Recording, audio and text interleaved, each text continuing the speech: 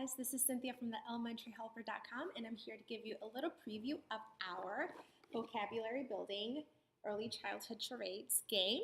So this is where I keep the game. It's just a little black box that I got from the dollar store, and the front label is included in the packet. It's pretty much a little label that you could add onto whatever kind of system that you prefer. Like I said, box from the dollar store seems to be the easiest way of keeping them together.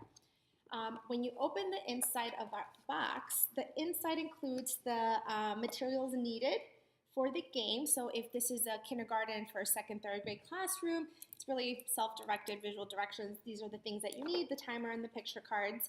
And over 200 vocabulary picture cards are included in the game.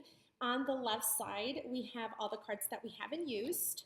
I divided with an index card in the middle, and on the right side we have all the cards that we have already guessed.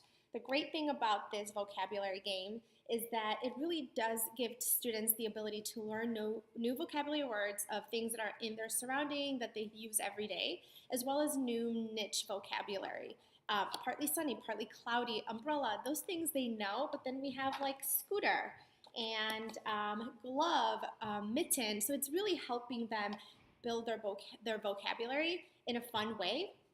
The way that my students play the game is that they will come and choose a card from the side of cards that we haven't used yet. Here I chose a couch. I apologize for the bad printing, but you know the rule is once it's printed and laminated, you kind of have to keep it until I lose the card and reprint it. So we have the card. On the top left-hand corner, we have the category or the series of things. So if you look up here, it says furniture, and it's a couch. So the way that I do it is the student will pick the card out, and I will ask them, do you know what this is? They say yes, they say no.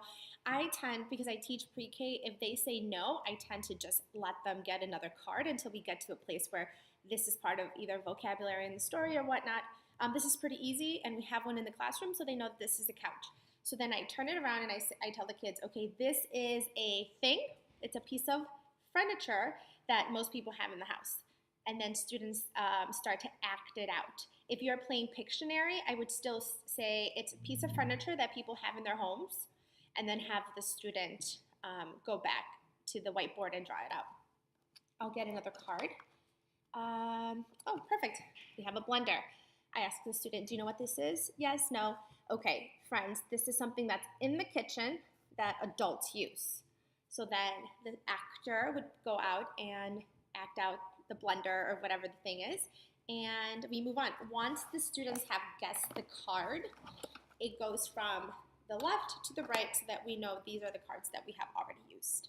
The great thing about vocabulary charades is that it's a really fun way of learning new vocabulary, right? You could sit there and drill to them, this is a blender, this is a blender, this is a couch, this is a couch, this is a sofa. But really what you're doing is they're glazing over and they're not really listening or learning the vocabulary. Or you could introduce it and then practice it in a fun way, and they're more likely to keep it if there's an action associated to it. So one of the fun things that I like to do is after the students guess the word, right? Like let's say scooter. We always have the scooter card, and as a Mighty Minute or as a transition activity, I would take it out. What is this? It's a scooter.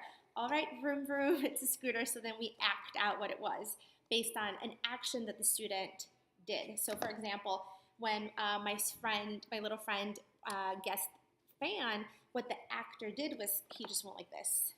He just went like this. So every time that we have a couple minutes and we go over the vocabulary cards, I take the cards out. Fan, kids do this. Scooter, vroom, vroom, vroom. You know, then we have chair, students pretend they're sitting. So it's really a fun, quick activity that I use as a transition activity or just as a vocabulary builder. If you have any questions, don't forget to ask below, and I hope you liked the video. Thanks.